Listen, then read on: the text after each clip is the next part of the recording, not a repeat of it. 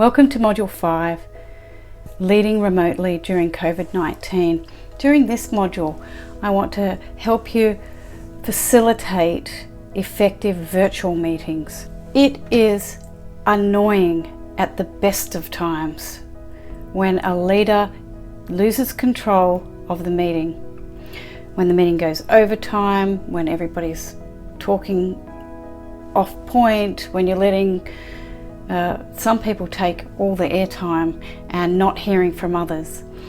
So it's even more important that you manage these meetings effectively virtually, because we don't have the other stimulus around us. We're looking at a screen. So these meetings can become very laborious quickly, and then the next time people receive an invitation from you inviting them to a meeting, they could cringe or make up some excuses as to why they won't attend. So I'm going to share with you 6 tips on how to manage your meetings effectively, or facilitate your meetings effectively. I'm going to make 2 assumptions here.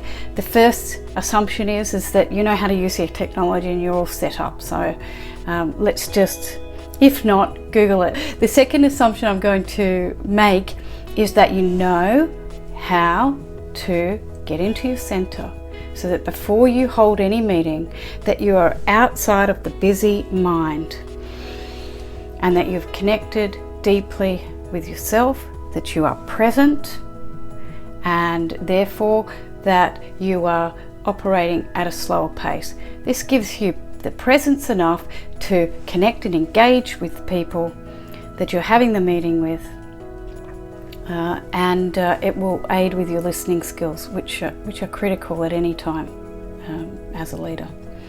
So here are the 5 points that I'm going to go through. The first one is to set your focus. The second one is to start with check-ins. How do you feel? The third one is setting the ground rules for successful meeting. The next is keeping the meeting flowing, important. The next is how do you keep people engaged? And the last is summarizing actions. So those are the 6 points we'll be covering during this module. The first one is about setting the focus. And I'm not talking about just sending out a huge agenda. I'm talking about setting an outcome-based focus.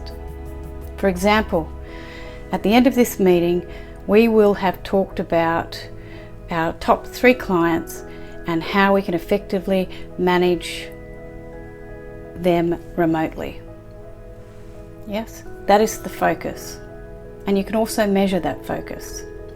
You might have several focuses to get through during the day, but rather than just put it as a dot point like manage customers, see if you can come up with a focus that has an outcome that can be measured later on. So first tip, set the focus. The second is to start with check-ins. So now that we've got the focus, just before we begin along those lines, can I just check in with you? How are you feeling? So this is from Module 2 about how to keep people engaged. Just to remind you, how are you feeling? And then go around and ask everyone how they are feeling. And remember, you're not fixing anything here.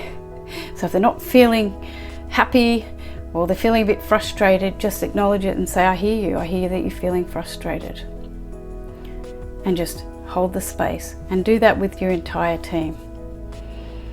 That will connect you with your team, which means that people are going to be more engaged to listen to the focus of the meeting. So start with those check-ins. The third thing, please be setting some ground rules. Do it up front. Set the ground rules, and you might have set them in the last meeting. Just briefly do it again, just to remind people. Could be no mobile phones during this period. So paying attention, looking into the screen. Make sure Maybe a ground rule is that your video needs to be put on. Asking people not to work on other tasks while you're having the meeting. Making sure that the technology works. And not interrupting people. Yeah, not interrupting people while they're speaking, letting them finish. And another ground rule that you can make is around people talking. Perhaps the ground rule is that you have full permission to cut them off if they talk continuously for more than a couple of minutes. If you set those ground rules up front, people have the boundaries. They know how to behave. If you don't set those ground rules, then yourself and your people are going to be building frustration in their bodies throughout the call, and that's going to make it harder for them to connect with the important focus of the meeting. So, setting the ground rules. Keep the meeting, next point, keep the meeting flowing. Keep it flowing. You've got your focus. If people go off the focus, gently bring them back. Gently bring them back. Keep bringing them back.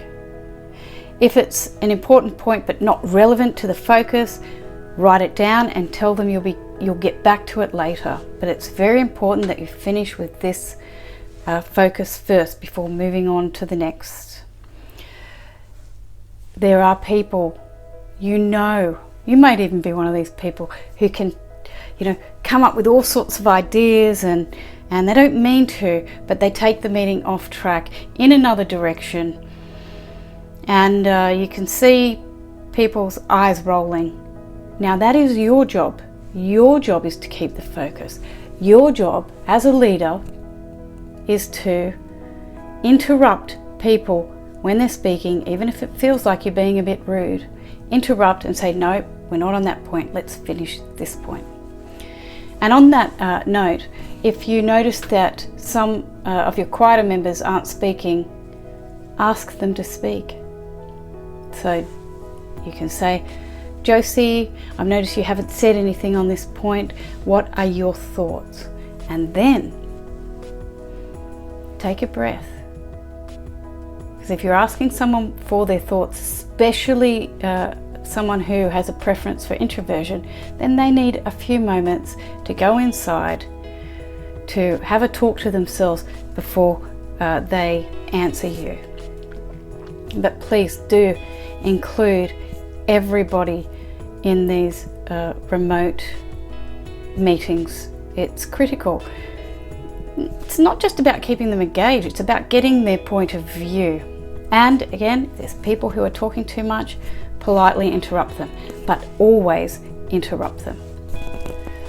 So keep the meeting flowing. And the next point was keeping people engaged during the meeting. How do you do that? Well, there's a number of ways. I just read a wonderful way to keep people engaged, especially if you've got a smaller group, and that is to give them all a job.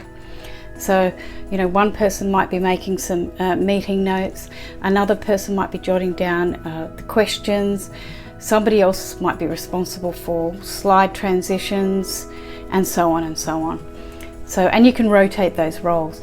So that's one way to keep people engaged. Another way is use your hands, like I'm using now. Use your hands, use your expression.